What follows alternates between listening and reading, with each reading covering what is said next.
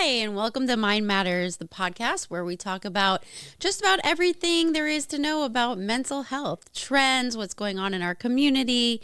My name is Wendy McCarty Van Bemmel, and I represent our 4 facilities here in Central Florida. Central Florida Behavioral, University Behavioral Center, La Amistad, and Palm Point Behavioral. We provide a full continuum of care for mental health and substance use needs. Please give us a check out on our websites, and we'd love to hear from you. And I'd love to introduce my guest host today and co-host, Gabe. Yeah, I'm Gabe Fernandez, community liaison and mental health advocate. Nice to have you here today. Always a pleasure. Oh, well, thanks for having me on here and giving me an opportunity to speak to your audience on a very important topic. I'm Dr. Andrew Pleener, integrative psychiatrist, founder and director of the Same Here Psych and Star Alliances, which is part of the nonprofit, the hashtag Same Here Global Mental Health Movement. I'm also a fellow of the American Institute of Stress, co-founder of the Same Here Scale app and technology, an app that helps to measure, trend, and track mental health, CEO and founder of Regional Psychiatry, an emerging and expanding telehealth company that is headquartered in Central Florida with a mission to bring forth the integrative model of mental health care in an accessible way, currently operating in Florida, Maryland, and in Colorado. That's quite the interaction. Wow, you're doing a lot of things. Can you explain to us the difference between integrative model compared to the more, I guess, traditional? Yeah, sure. Yeah. When I think about the integrative model, what really comes to mind is it's the opposite of the traditional model where you think about a binary system of illness versus perfectly normal. Do you have 5 out of 9 symptoms on a DSM-5 checklist? Then you're in this criteria of a disorder. But what ends up happening if you're having 4 out of 9 symptoms, if you're having 3 out of 9 symptoms? And when we have focus groups and workshops and we ask people that very same question, the typical answers that we hear is perfectly fine, okay, healthy, and normal. And that's not the case. It's mental health lives on a continuum ranging from optimal nervous system all the way to less optimal.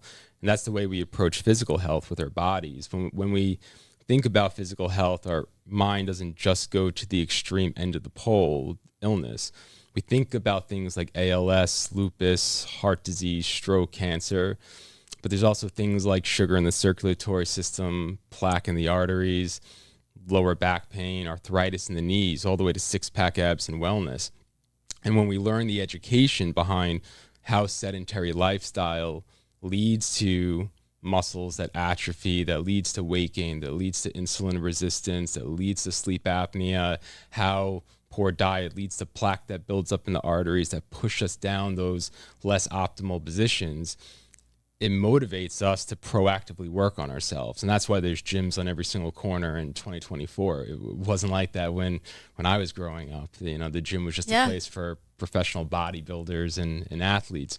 And we learn about all these different combinations. You never just go to a gym and just do the tricep machine and nothing else, because what about biceps and abs and ellipticals and nutrition? So when you think about the integrative model, it brings that level of concept on the physical health to the mental health. And instead of looking at it as a binary system, we think about how challenging life events that we all go through, breakups, divorces, job losses, sickness of loved ones, the whole pandemic that we went through, and how do these things actually disrupt psychological processes, make us have ruminating thoughts, cognitive distortions, lack of psychological flexibility that, if left alone, leads to real physical manifestations, hormonal imbalances, inflammation in the cells, changes to the vagal nerves in the body that disrupts digestive rhythms, circadian rhythms, leading to malabsorptions and muscle tensions and chronic pain and migraines and light sensitivities and all these things. And if we could start to look at mental health this way, now we realize that we all have it. We're all on this continuum. The things that we go through in our life are shifting our nervous system where we're going to less optimal states. what are all the different ways that we could optimize it instead of just focusing on one lens of are you in the group or are you not, focusing on a singular modality, med management, traditional talk therapy, which all has a place. Sure. What are all the other things we can do, whether we're at the extreme end of the continuum, if we're looking for general wellness? So you start taking in, the medications. You also think about nutrition and supplements and botanicals. You think about different types of psychotherapies, what parts of the nervous system those therapies do, how are they similar, how are they different, mind-body skills, medical devices, and you work to bring all that information into the health of whoever you're working with, wherever they're at that place and time. Wow, that's really interesting. And, as you're talking, I'm thinking about my experience working in inpatient care, and even such things such as food, sleep really affect mental health, and all of that comes into play in the short amount of time that we have someone for acute care. If they're able to sleep, if they're able to eat healthy foods, within, I'd say 2 to 3 days, you start to see just a difference from that little change. Yeah, my background of how I actually got into this place, it's reminding me when I'm hearing you say that. So my father was a functional family practice physician back in the 80s. That's so cool. He was ahead of his time. He was ahead of his time. Yeah. Right? That was looked at as a complete quackery type of a field. Can you tell us a little bit what that is, functional? Yeah, so at the time, right now it's becoming more mainstream and there's training universities, but essentially it looks at the role of metabolics and how that affects the brain as it pertains to functional mental health. There's different approaches on internal medicine. My father was doing a lot of focus on the mental health sector, even though he was trained in family medicine. And people would come in that were overweight, and they would have high cholesterol, they would have high blood pressure, they would have sleep apnea, they would develop all these things, and they would come in on so many different medications to treat each one of those target areas. So they'd have several doctors, they'd be put on cholesterol lowering medication, and they'd be put on antihypertensives and type 2 diabetic medications, and today they would be using CPAP devices for sleep apnea. And he would always say, like, why aren't we coaching these people through lifestyle interventions and diets and nutrition and help them lose the weight and get better sleep and exercise? And as the weight would come down, I would notice that not only were a lot of their medications being lowered or removed, their mental health was getting better. Their depressive symptoms were improving.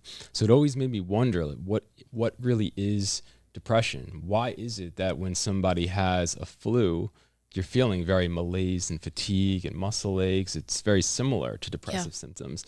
You get an autoimmune condition and you have a flare. You feel very anxious and on edge and jittery. That flare goes away, you're better. You take a Tylenol when you're sick, and you all of a sudden there's more clarity. There's nothing like having the flu, and then 3 days later you're like it's a whole new world again. You're like, oh my goodness, being outside and not feeling, nauseous. It's the best feeling in the world, and you forget that. So I get that correlation. And it wasn't always looked at that way. Chronic fatigue syndrome is this strange phenomenon where somebody that was overworked would start developing intestinal symptoms, malaise, fatigue, bloating. All these symptoms was just diagnosed as this entity called chronic fatigue, and now they're looking at this as a low-grade inflammatory process. They call it myalgic encephalopathy. Some people refer to it as post-viral fatigue. We look at the effects of things like long COVID or mono, and you have persistent Epstein-Barr virus. What happens when you're having low-grade fever, low-grade inflammation? Not enough where it shows up on a thermometer, but enough. Can we talk a little bit about inflammation? Because I've been reading a lot of articles lately about how inflammation can affect your mental health and disease and everything else. Yeah, it's to simplify and conceptualize that the brain is electrical. When we have stressful thinking patterns and you put an EEG on the brain that's actually recording brain patterns, you're going to see these rapid spikes with not a lot of gaps in between. And when we're resting and when we're sleeping, you're going to see these big natural gaps. We call them delta waves when we're actually falling Okay. asleep. We're having a conversation right now. We would be seeing these rapid spike beta waves. And electrical patterns tell things what to do. It's when you take a key fob and you double click on your car, you're sending in a pattern of a wave with a receptor on that car that's waiting for that specific pattern. And when it gets that right combination, it told the car what to do. Unlock the door, start the engine. My key will not activate your car. It will not recognize my pattern. There's a specific receptor. Well, the brain activities work similar. When we are producing these higher electrical patterns, we're activating parts of the nervous system that mobilize us and get us heart rate up, knots in the stomach, adrenaline through the veins. Other patterns activate the vagal systems that slow things down. And when we go through traumas and we're more likely activating higher frequency states, you think of anything that's electrical that's using a lot of patterns like that, whether it's a cell phone, whether it's a computer.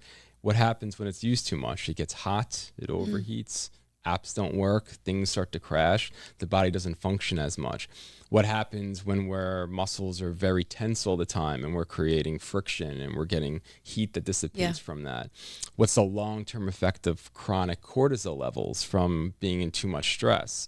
In the beginning, it has a little bit of an anti-inflammatory effect, but the long term of that is it's very pro-inflammatory. And when we start getting into a systemic inflammatory state, enzymes don't work, the ability to synthesize serotonin breaks down. A lot of the things that you need to repair yourself ends up not working the right way. You get bacterial overgrowths in the intestines, you get pores that develop. That's this whole leaky gut phenomenon. And it all in all, it just impacts our ability to think, feel, function, and perform.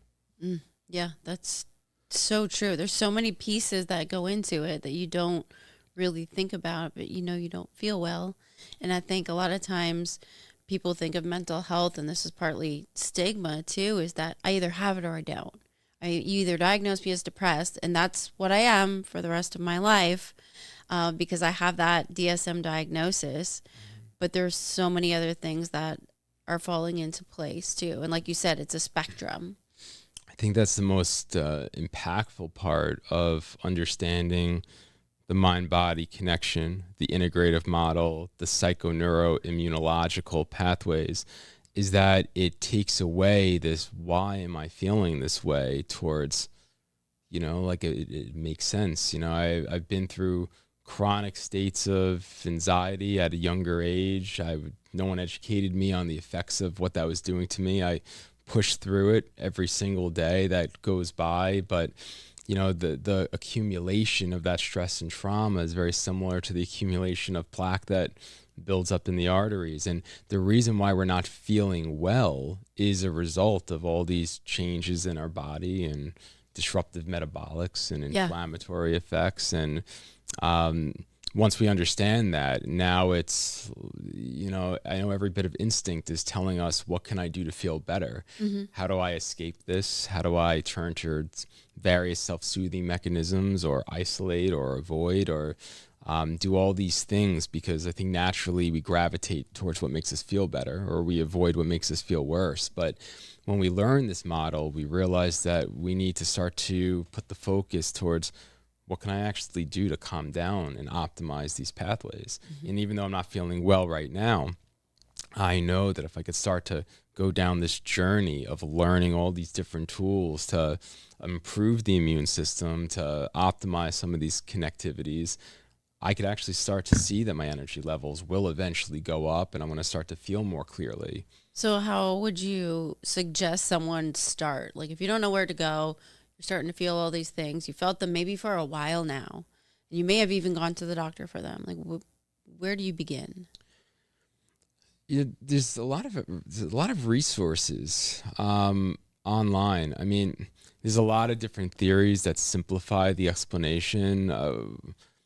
One of the theories that actually really resonates with me, that helps put together the connections between mind, body, and how this works, is there's something called the Polyvagal Theory, and it was founded by Dr. Stephen Porges in 1994, and he talks about the relationships between the basic nervous system structures, the mobilization system, which we call sympathetic, and then the rest and digest response that calms the body down, called parasympathetic. But that parasympathetic is predominantly run by the vagus nerve. That's why it's called polyvagal theory. Largest nerve in the body, Okay. cranial nerve 10, and it runs from the medulla of the brain, innervates the mouth, the throat, the heart, the lungs, the gut. And its mission is to slow everything down, make our breathing go down, make our heart rate go down, improve digestion, increase appetite. And there's balance between that vagal system and the sympathetic system. And when there's balance, we have the ability to vacillate towards responding to a threatening condition, getting our heart rate up, running to safety or fighting if we needed to, but then also being able to come back down where we're able to sit down and have a conversation right now. And it also allows us to form social bonds and community. If you take a child and you put an object on a table and you put your hand out, that child who knows nothing about the world will pick up that object and put it into your hand, not because they understood the instructions, but because they wanted to connect. They got a feeling when they locked eyes with you, and we were operating as a we for a minute, and not an I and they. They don't know that nerves in the system are changing and growing. They just feel that there's something right here, and That's they start kinda cool. mimicking. Yeah. They start smiling. Yeah. And, you know, as powerful as connection actually is, disconnection is equally devastating. When we start to feel rejected and not part of the group, or when we start to go through enough traumas in our life where the algorithms in our brain keep perceiving things not to be safe and to be future threats, then we start putting too much stimulation into the sympathetic system. That vagal system over time becomes deemed less necessary because the brain starts thinking it's more important to mobilize than it is to slow down. So architecture starts to change, and the polyvagal system shows how life experiences and interactions from younger age, and the brain not having a delete button, changes our senses of what's safe and what's not safe, and the body starts prioritizing a mobilization system. Similar to how if you only worked on your biceps every single day, your biceps would get bigger. If you ignored your abs will get smaller. Or if you were blind, your hearing would start to get better over time. The nervous system is always shifting. That's why if you patch your left eye and you just kept it that way for months to years, that eye will eventually start to be deemed less needed and will get weaker and weaker and weaker. You'll eventually go blind. It's called neglect, and the other eye gets stronger. So as we start to perceive a life of stress, it only makes sense that the body starts shifting architecturally to make us more in a mobilized state. And all of a sudden our instincts begin to change, because now stressful events last longer from an anxiety standpoint. There's less balance. We feel more dysregulated, but it doesn't go away in 5 minutes. It might take, Because you're holding it in your body. you're holding it in your body, but there's less balance. You almost think of it as you've got a system that mobilizes you, and it's being tug of warred down the opposite way by something that's bringing you down. But over the course of time, the system that is slowing everything down gets weaker, like a muscle that's not being used, and the other system's getting more developed, like a tree that's being watered and grows. And that becomes your norm. So you're more likely to have an exaggerated mobilization response that lasts longer. And now things start to seem a little bit more threatening. The ability to experience that and not have it go away is deemed overwhelming. So instincts start to change. You might not want to make eye contact with your teachers anymore. You might want to sit in the back of the class. You might not want to go to school. You might want to say, if only I looked this way, dressed this way, say these things, act this way, then I'm not going to experience that disconnection. So I think anybody that wants to take an early dive into some of the mind body, there's good resources online about that. I know in the past we've talked about some STAR exercises. Yeah. Can you tell us a little bit more about that? Yeah, so within the nonprofit hashtag Same Here Global Mental Health Movement, Same here. Same here. The logo is the ASL sign for same here. It's a thumb to the chest, pinky cool. pointing out. It means I you love and I, that. we're the same. We're not the same because we've been through the same experience. We're not the same because we have the same struggle, but we're the same because we're all human beings with similar nervous systems that are impacted by challenging life events that we all go through, that we could relate to each other despite their differences. So the mission of the nonprofit, which then ties into STAR and the STAR exercises, is to combat this trend of awareness of mental health keeps going up. More awareness in 2024 than there's ever been in the history of our planet. Absolutely. So then why is the rates of mental illness, the rates of suicide, the rates of overdose, the rates of homelessness, why are all these things going up every single year? You're right. You would expect it to be the opposite. We're talking about it more. But what we realize is that what we're talking about is the extreme end of the pole. We're still living in a reactive model. We're waiting and waiting and waiting. You're either in the illness group or you're perfectly fine, okay, and normal.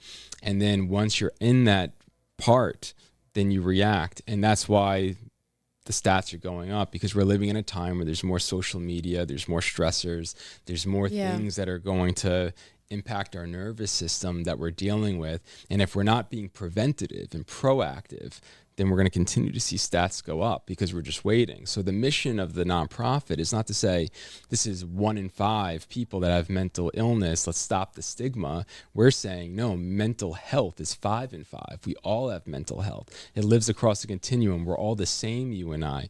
So the organization was started by Eric Hewson, the former chief revenue officer of the Florida Panthers hockey team.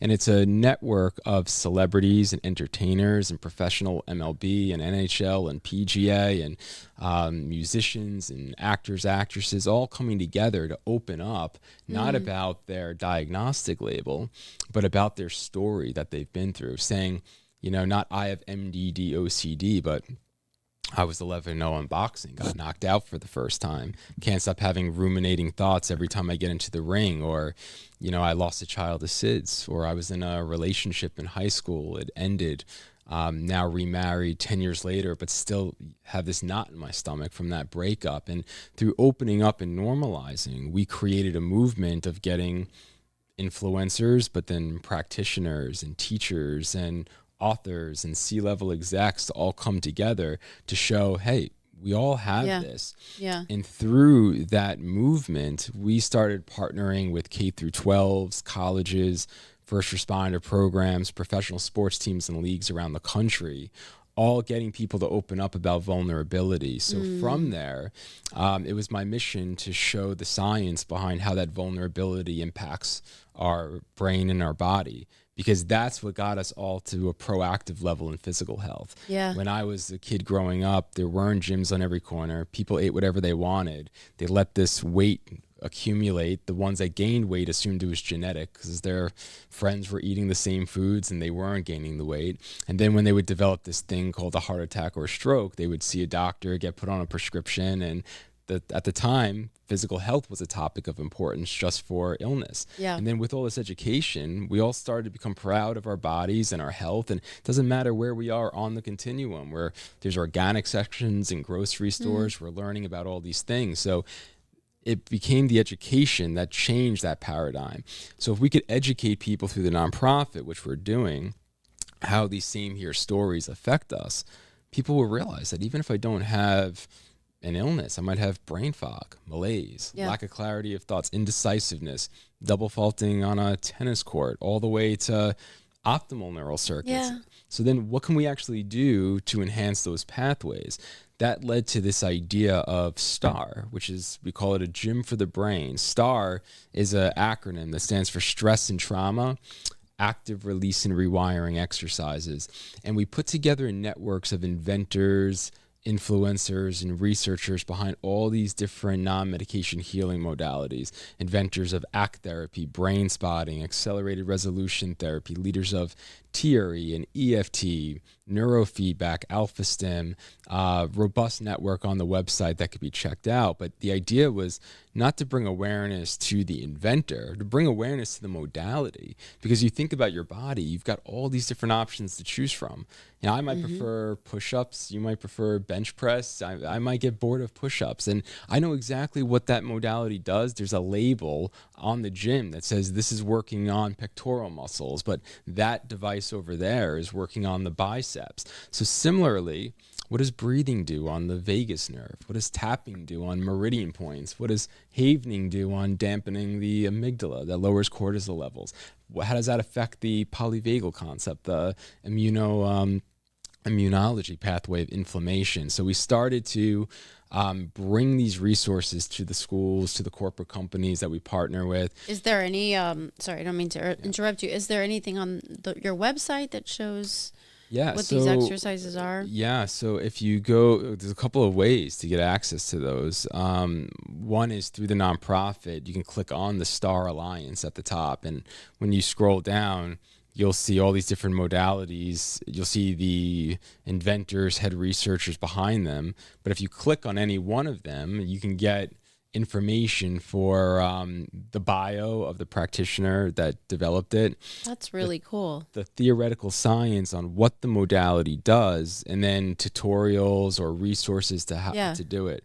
So you can almost DIY your mental health on there. Exactly. And it's all with together science on an app as well.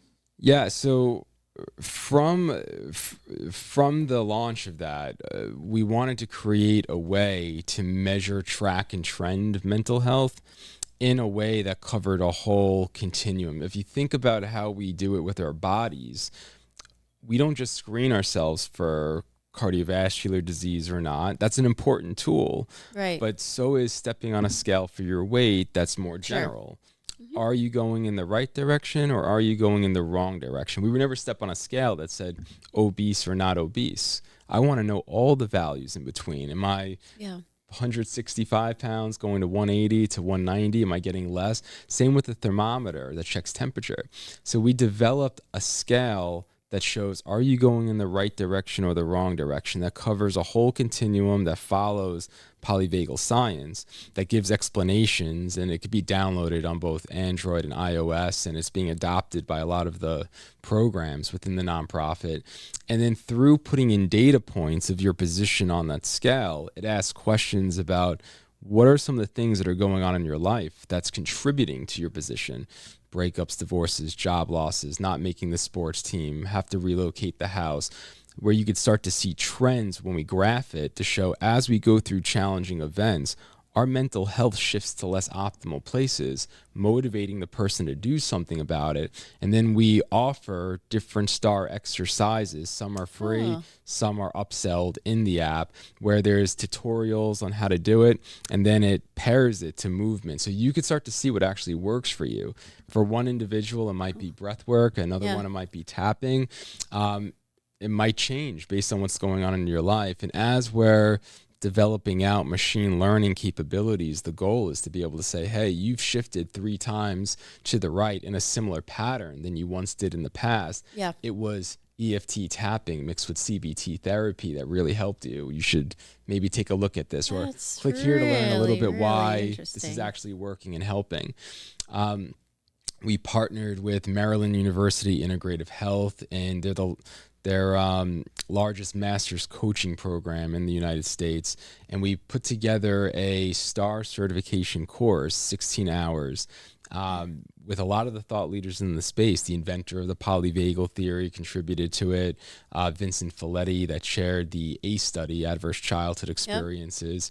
And then we brought in all these different inventors and thought leaders. Once we shared foundational overview of brain-body connection, then it's why does modality A work and how to do it, brought to you by one of the gurus in that space. And that's something that a lot of the professionals and teachers and everyday people are taking just to learn more and learn about the options. And it's kind of an intro level to that. That's really, really interesting. I like what you said about vulnerability and sharing stories. I think, you know, especially looking at men's health too, men tend to, we're taught, or men are taught to hold things in. It's not Bottle it up. okay to talk about your feelings, or, you know, looking at going into work. Is it okay to say, like, I need a mental health day, you know, or what does that look like? Do I look like a weaker person? Or, you know, some of those things that just get your emotions bogged down, and you have all these stories and you're not able to share that with anyone. Do you have, or can you share with us a success story that you've experienced? You know, I when it comes to that topic of keeping everything inside and keeping it boggled up, because we don't want to appear weak and we don't want Yeah. to, actually, expose ourselves in a negative light. I think that really is the mission of what we're trying to do in the nonprofit, by really showing that this is health. Like, what is this actually doing to us? What's the consequence of keeping it all to ourselves and not working on anything on a proactive level, even if you're actually feeling fine?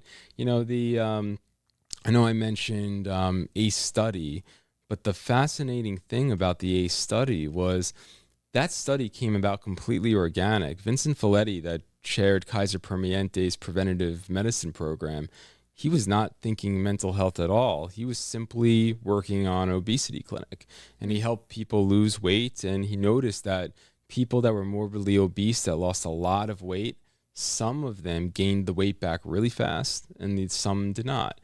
And that sparked interest. Why are some gaining it back quick and some are not?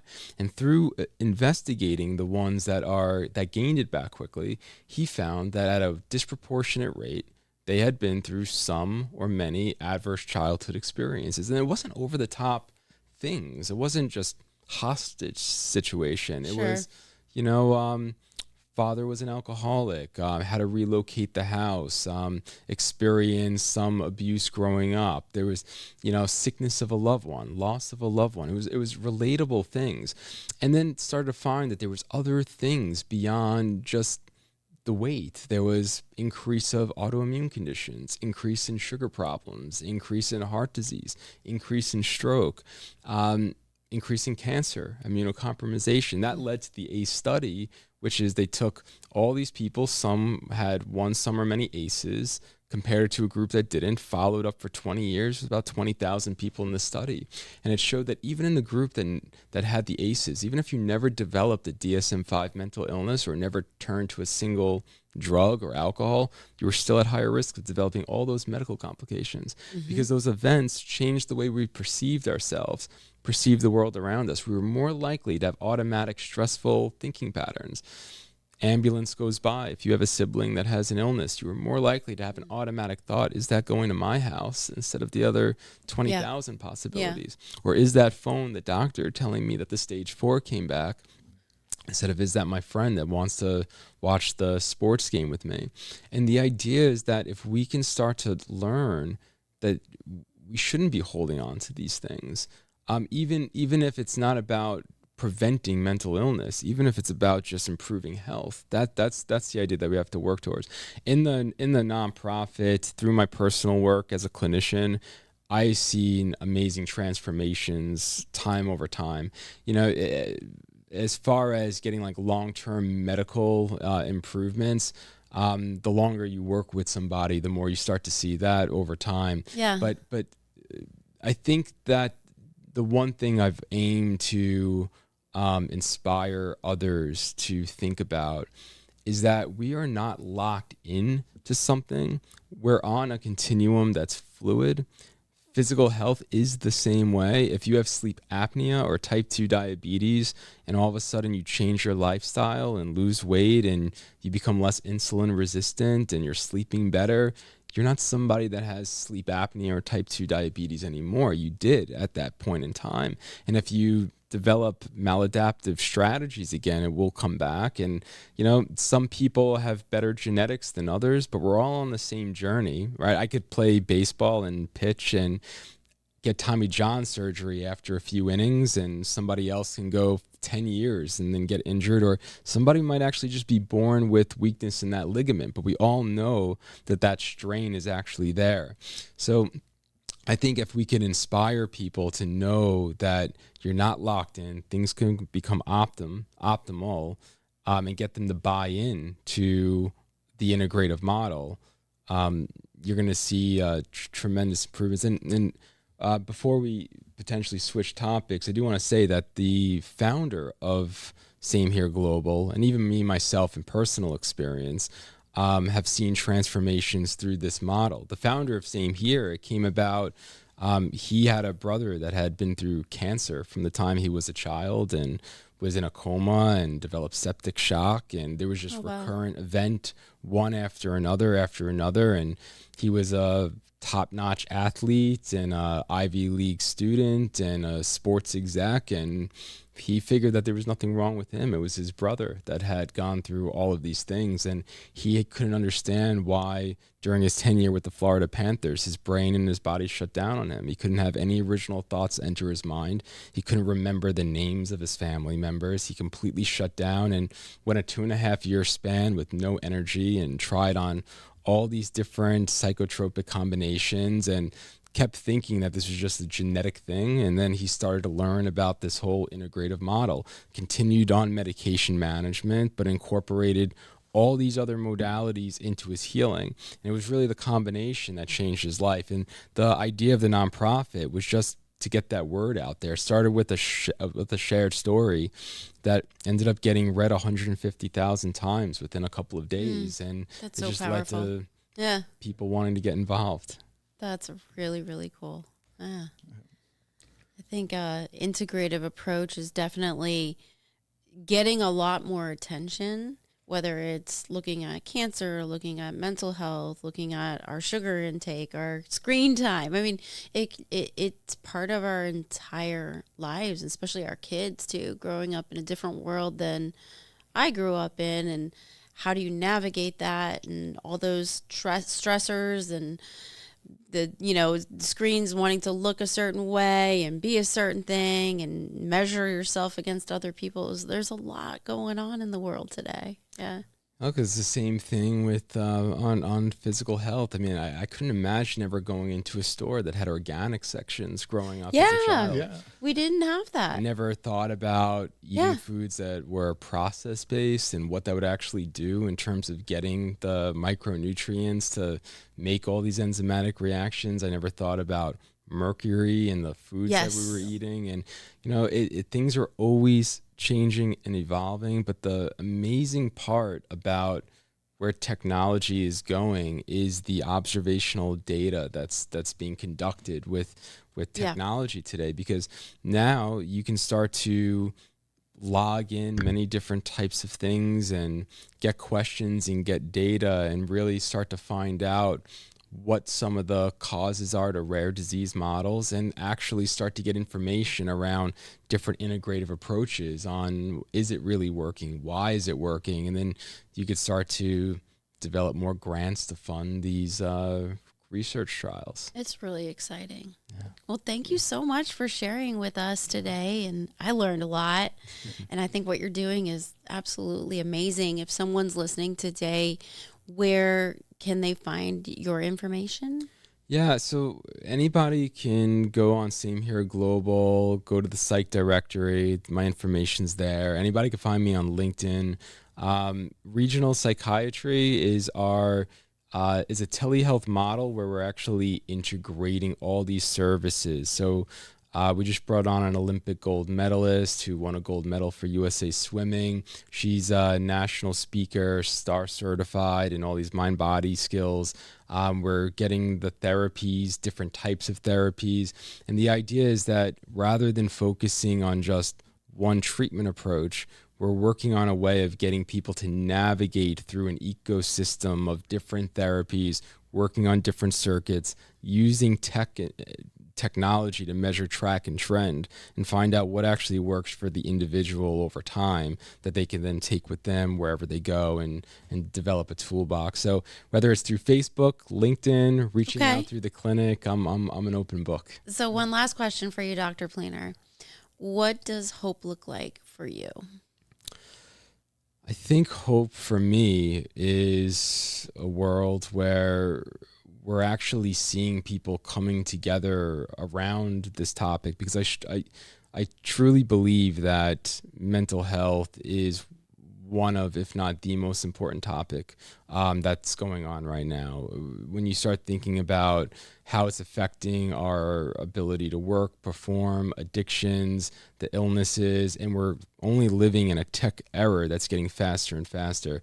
And hope for me is that instead of keeping this idea of it being a topic only of importance for people that are going through illness, we need to start coming together. And I think if we come together and we realize we all have it, it's a continuum that we're all a part of, and we can start working together, opening up, being vulnerable. And I think that vulnerability and coming together is going to allow us to start treating each other differently, learning the resources to heal.